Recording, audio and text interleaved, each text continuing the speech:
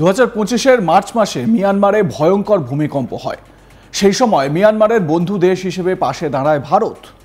ত্রাণ সামগ্রী, ওষুধ, শুকনো খাবার নিয়ে ভারতীয় বায়ুসেনার বিশেষ বিমান পৌঁছয় ভূমিকম্প বিধ্বস্ত এলাকাগুলিতে। অপারেশন ব্রহ্মা শুরু করে ভারত, কিন্তু এই অপারেশনে গিয়ে আকাশে ওড়ার সময় জিপিএস স্প্রুফিংয়ের সামনে পড়তে হয় ভারতীয় বায়ুসেনার বিমানগুলিকে, যার ফলে বেশ অসুবিধায় পড়তে হয় ককপিটে থাকা ভারতীয় বায়ুসেনার পাইলটদের। যদিও শেষ পর্যন্ত এই জিপিএস স্প্রুফিং এড়িয়ে নির্দিষ্ট গন্তব্যে পৌঁছয় ভারতীয় বায়ুসেনার প্লেনগুলি, যা নিয়ে পরে ভারতীয় বায়ুসেনার তরফে গত 14 এপ্রিল এ নিয়ে এক্স হ্যান্ডেলে একটি পোস্ট করা হয়। একই সঙ্গে অপারেশন ব্রহ্মায় নিযুক্ত ভারতীয় বায়ুসেনার পাইলটদের প্রশংসাও করা হয়। বায়ুসেনার তরফে জানানো হয় এই ধরনের জিপিএস স্প্রুফিংয়ের কারসাজি এড়াতে সক্ষম ভারতীয় বায়ুসেনা। তারই প্রমাণ এই অপারেশন ব্রহ্মা। এই ধরনের সাইবার আক্রমণের মোকাবিলা করার ক্ষমতা আমাদের আছে। আমরা জানি কিভাবে পরিস্থিতির মুখোমুখি হতে হবে। জিপিএস স্প্রুফিংয়ের মধ্যেও অপারেশন চলেছে, সুনির্দিষ্ট লক্ষ্যে পৌঁছতে কোনো সমস্যা হয়নি।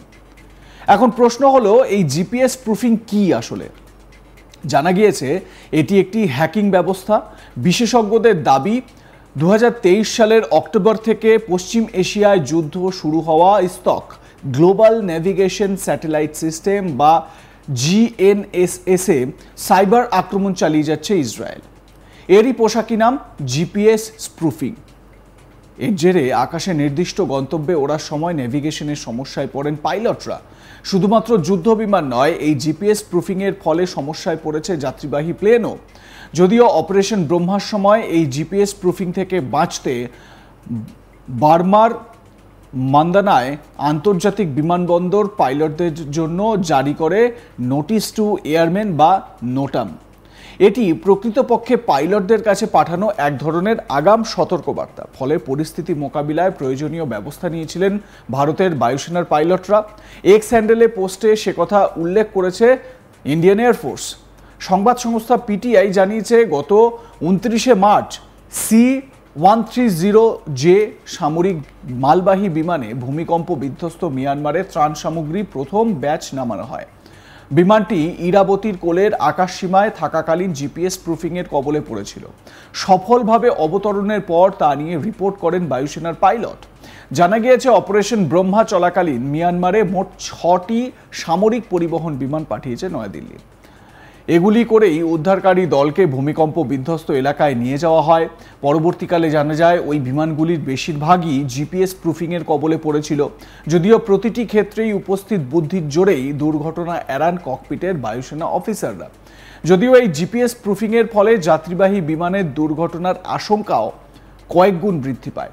পূর্ব ভূমধ্যসাগর, কৃষ্ণসাগর এবং এশিয়ার বিরাট এলাকা জিপিএস স্প্রুফিংয়ের হটস্পট হয়ে উঠেছে বলে জানা গিয়েছে। 2024-এর 15 জুলাই থেকে 15 অগস্টের মধ্যে জিপিএস স্প্রুফিংয়ের নিরিখে বিশ্বে 9ম স্থানে ছিল উত্তর পশ্চিম দিল্লি, পাকিস্তানের লাহোর এবং তার আশপাশের এলাকা। ওই এক মাসে সেখানকার 316টি বিমানের ওঠানামার জন্য ব্যাহত হয় পরিস্থিতি। ব্যাহত যে কাজগুলো যেগুলো হয় ওঠানামার, সেগুলো ব্যাহত হয়। পাইলটদের অভিযোগ, ইরান পাকিস্তান সীমান্ত অতিক্রম করার পর থেকেই নেভিগেশনে ভুল তথ্য আসতে শুরু করছিল। তুরস্কের আকাশসীমায় না পৌঁছানো পর্যন্ত সেটি চলতে থাকে। যদিও অপারেশন ব্রহ্মার সময় এই জিপিএস স্প্রুফিংয়ে ইসরায়েলের ভূমিকা ছিল কিনা তা এখনও স্পষ্ট হয়নি। তবে এটা বলার মতন বিষয় যে ইন্ডিয়ান এয়ারফোর্স এই ধরনের যে কোনো সাইবার হামলা বা এই ধরনের কোনো অ্যাটাককে সামলাবার জন্য যথেষ্ট ক্যাপেবল এবং তারা সে কাজ করে দেখিয়েছে।